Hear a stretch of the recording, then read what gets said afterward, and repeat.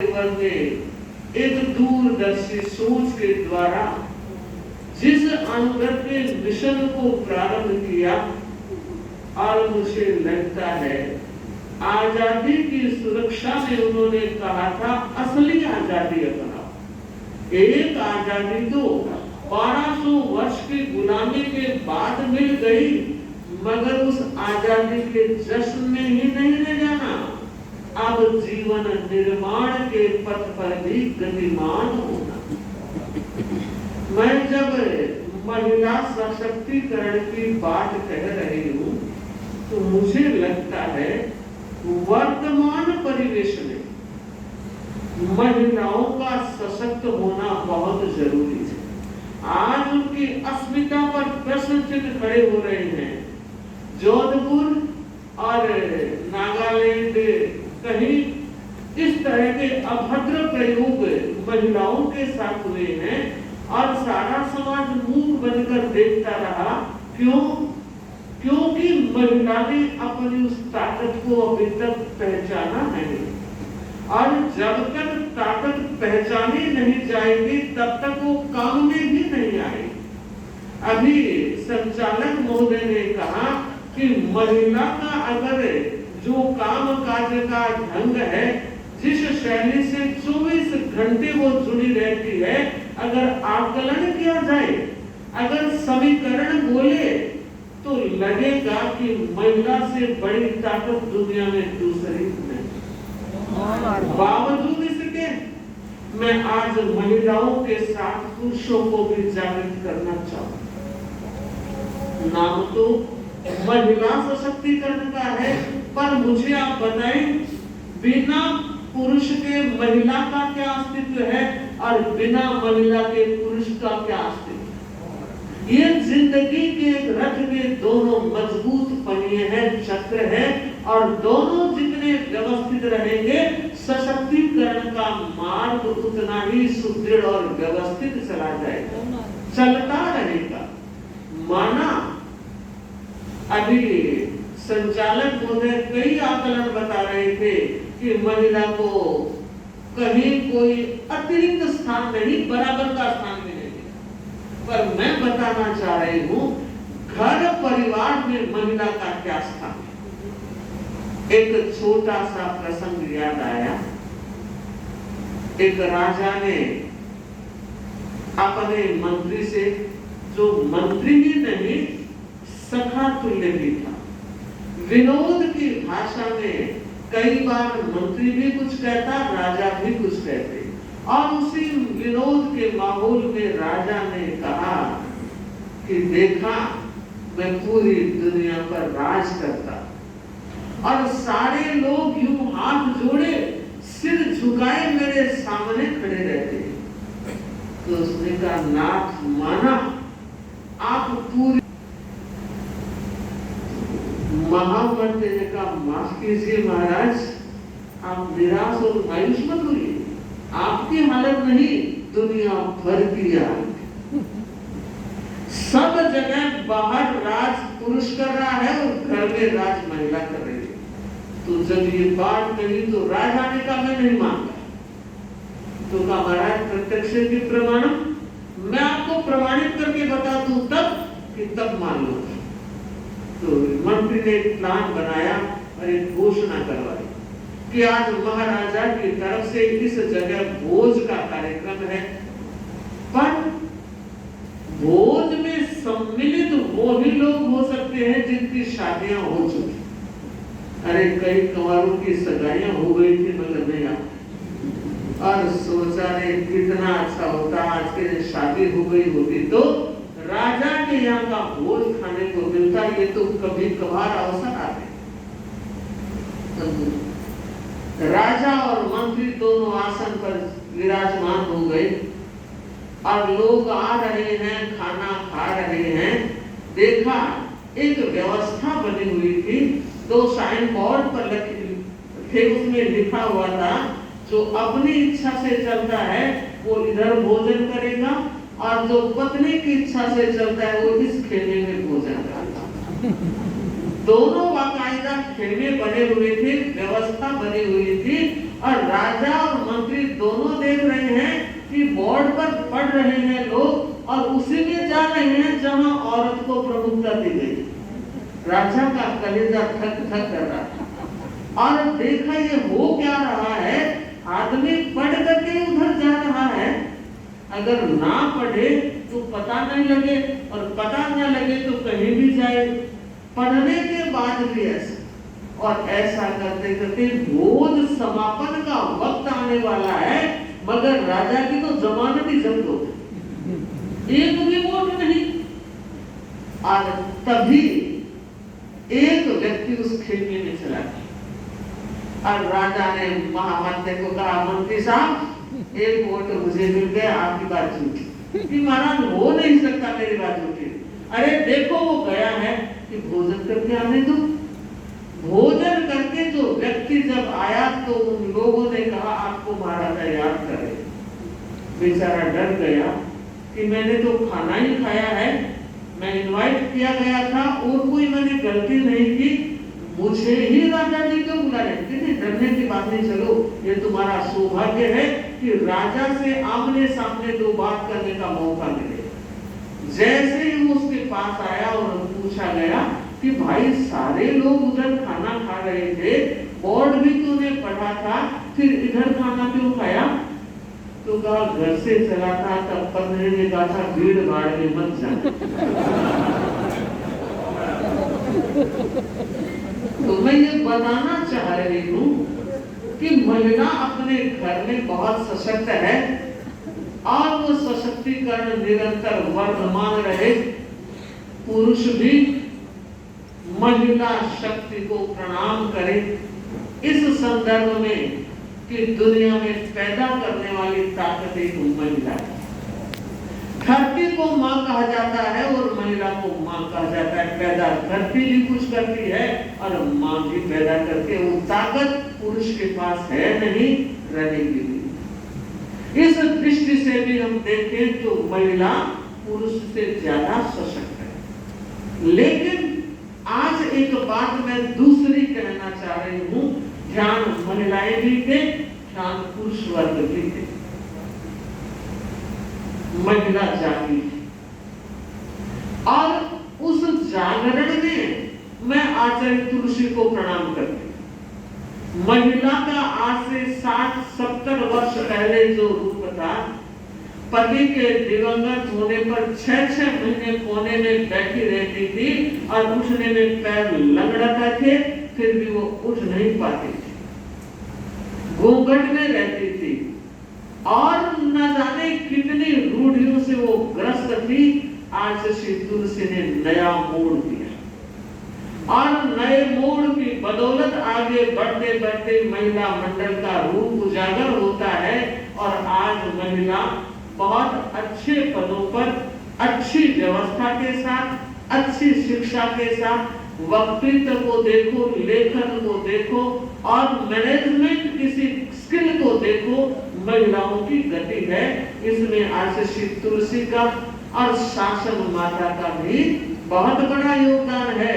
और याद करती हूँ साध्वी प्रमुखा, सप्तम साध्वी प्रमुखा लाडा जी का, उनका भी इसमें बहुत बड़ा योगदान रहा। अब जागरण की एक दूसरी दिशा जागृत हो रही है, महिला जगी है, पाश्चात्य महिला जगी। आप चिंतन करें और विचार करें, पाश्चात्य संस्कृति के संस्कार कितने हावी हो रहे हैं और हमारी भारतीय संस्कृति के संस्कार लुप्त होते चले जा रहे हैं। घर में कोई जन्मदिन है तो केक काटी जाती है, मोमबत्तियां बुझाई जाती है। ये कहां से आया है? कहां से आई ये संस्कृति? हमारी संस्कृति काटने की संस्कृति ही नहीं, हमारी संस्कृति तो जलने की, लो बनने की, जागृत होने की संस्कृति है। अगरबत्तियों को बुझाने की हमारी संस्कृति नहीं है। फिर भी ऐसा किया जा रहा है। उसके बाद आगे बढ़ूं, आजकल जब कोई कार्यक्रम होता है एनिमल थीम पर हो रहा है।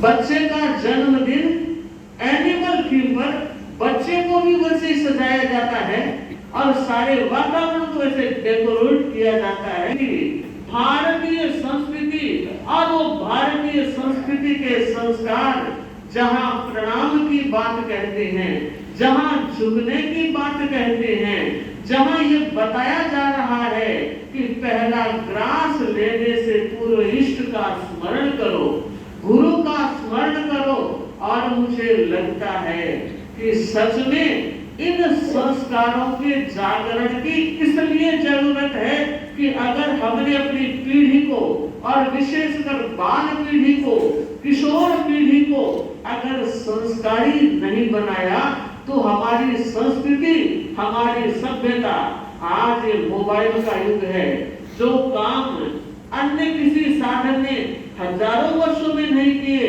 ये मोबाइल 100 वर्षों में कर। फिर ध्यान देना है, विचार करना है, महिला विशेष रूप से जागरूक बने। मोबाइल में गेम खेले जाते, गेम खेलना बहुत बुरी बात तो नहीं, लेकिन टाइम किलर अगर है तो बुरी बात बन जाती है। फिर भी मैं कहना चाहूंगी, हिंसक गेम खेले जा रहे हैं, ये बहुत बड़ी संस्कृति के प्रति कुठाराघात है। महिलाओं को विशेष जागरूक रहना है, वो खुद भी बदले और बच्चों पर भी नजर रखे कि कौन से गेम खेल रहे हैं। चेन्नई में एक महिला आई, अपने लगभग 16 वर्ष का बेटा होगा, और उसने कहा महाराज मुझे इस बेटे से डर लगता है। 16 वर्ष के बेटे से मां डर रही है और बेटे के सामने यह बात हो रही है।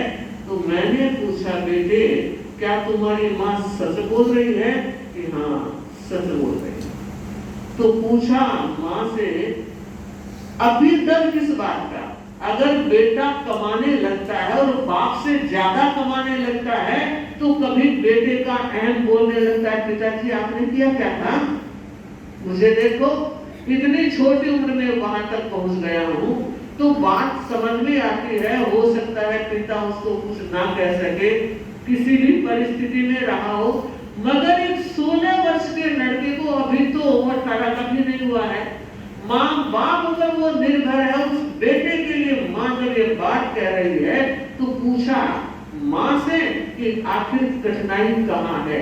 तो माँ कह रही है कि महाराज इस बेटे के साथ मैं अकेली घर में नहीं रह सकती, अगर ये घर में रहता है तो मैं बाहर निकल जाती। कारण कि महाराज ये कह रहा है मैं एक दिन तुझे गोली से शूट करूं, मैं तुझे मारूंगा। मैं सुनकर स्तब्ध रह गई। एक 16 वर्ष का बेटा और वो ये बात कह रहा है। क्यों? कोरोना काल आया और परिवार में सब लोग रहने लगे, तो बहुतों ने तो धर्म ध्यान भी किया, मगर कोई मोबाइल के कीड़े भी बने। 24 घंटे घर में रहना और मोबाइल देखना और हिंसक खेल देखना। और उस बच्चे ने बताया, माँ ठीक कह रही महाराज, मैं वो गेम गोली वाला ही खेलता, और वो खेलते खेलते मेरे भाव बन गए, मुझे गोली चलानी चाहिए तो किस पे चलाऊंगा? मम्मी पापा और फिर एक मैं माँ को सुन। विचार कीजिए, जब ये भाव व्यक्ति के जेहन में उतर जाते हैं तो कितने खतरनाक बन जाते हैं। बड़ा श्रम करना पड़ा था बच्चे को लाइन में लाने के लिए, और आखिर उस बहन ने आकर कहा, महाराज मेरा कल्याण कर दिया, मेरे बच्चे को आपने रास्ते में ला दिया, मेरी जिंदगी जो अधर में झूलने लगी थी वो व्यवस्थित हो गई। तो मैं ये कहना चाहती हूँ, हमें सशक्त तो बनना है, पर किस दिशा में? हमारा एक लक्ष्य का निर्धारण भी तो होना चाहिए कि हमें किस दिशा में आगे बढ़ना है, कितना बढ़ना है, कैसे बढ़ना है। हमें हर बात में हाँ कहने की आदत तो पड़ ही गई है, पर डिनाई करना भी सीखना चाहिए। अगर ऐसा नहीं होगा तो कोरा हुंकारा भारी पड़ जाएगा। इसलिए महिला हो या पुरुष हो, ये परिवार के वो पिलर हैं जिनकी बदौलत जीवन और परिवार आनंद से आगे बढ़ रहा है। इसलिए मैं विशेषकर महिलाओं से ये कहना चाहूंगी कि वे परिवार के लिए, समाज के लिए, संतान के लिए, रिश्तों के लिए जितना कुछ बलिदान कर रही है, कुछ समय आत्म उत्थान में भी उनका लगना चाहिए। क्योंकि हमारा जो सफर है वह सफर पूरे शरीर का नहीं है, आत्मा है। इसलिए हम इस सफर से जुड़े हुए हैं और आत्मा इस स्थान में परमानेंट रहने वाला तत्व नहीं है। इसलिए हमें सशक्त होने के लिए आत्म उत्थान की दिशा में भी विकास करना है और उसका माध्यम अनुव्रत बन सकता है। कैसे? आज श्री तुलसी से पूछा गया था कि अनुव्रत क्या है, तो एक ही बात कही, संयममय जीवन। अगर व्यक्ति का जीवन संयमित है, उस व्यक्ति की भावनाओं में बहुत बड़ा परिवर्तन दिखाई देगा। और जीवन में संयम नहीं तो मुझे लगता है फिर अनुव्रत कारगर रूप में प्रसिद्धि नहीं पा सकेगा। इसलिए मैं आज सभी महिलाओं से और पुरुष वर्ग से भी कहना चाहूंगी कि संयम सबके लिए जरूरी है। शांतिलाल जी कई बार आते हैं, महाराज आज मंगलवार है, आज संयम दिवस। मुझे लगता है हर दिन ही संयम होना चाहिए। खाने शैली में ऑटोमेटिकली बदलाव आ जाएगा। बहुत बार नुकसान खाने के असंयम से होता है और बहुत बड़ा नुकसान बोलने के असंयम से ही होता है। अगर इन दो चीजों में आप देखिए, हमारे पास 5 इंद्रियां हैं, ज्ञान करने के 5 साधन है, उनमें एकमात्र जीभ ही ऐसी है जिसको 2 काम मिले हैं, बाकी सब एक ही काम कर रहे हैं। जीभ रसना, रस भी लेती है और भाषा वाणी का उपयोग भी जीभ से ही हो रहा है। ये 2 काम करने वाली है। इसलिए जरूरत है, और मैं कहना चाहूंगी हर भाई, हर बहन, हर बालक और हर बालिका जिन्हें ये संस्कार दिए जाएं कि हम बोलने का संयम कैसे करें, प्रशिक्षण भी होना चाहिए। एक व्यक्ति से, ज्ञानी पुरुष से पूछा गया था कि इस दुनिया में समझदार कौन और मूर्ख कौन? उसने कहा समझदार और मूर्ख की अगर मैं बात कहूं तो बहुत संक्षेप में कहना चाहूंगी, जो सोचकर बोलता है वो समझदार है, जो बोलकर सोचता है वो मूर्ख। आप कौन से कैटेगरी में आओगे? ध्यान दे ले, विचार करना, इसको जीवन सूत्र बनाने का प्रयास करना कि मुझे बाद में बोलना है, पहले सोचना है। मगर जल्दबाजी में बोलते पहले हैं और सोचते बाद में है। हमें बस थोड़ा सा बदलाव लाना है। यही वो सूत्र है जो जीवन को सशक्तिकरण की दिशा में वर्धमान कर सकते हैं। तो बंधु बहनों, हमारा एक चरण और भी प्रवचन का होने वाला है। पहले चरण का समापन संयम के साथ हो।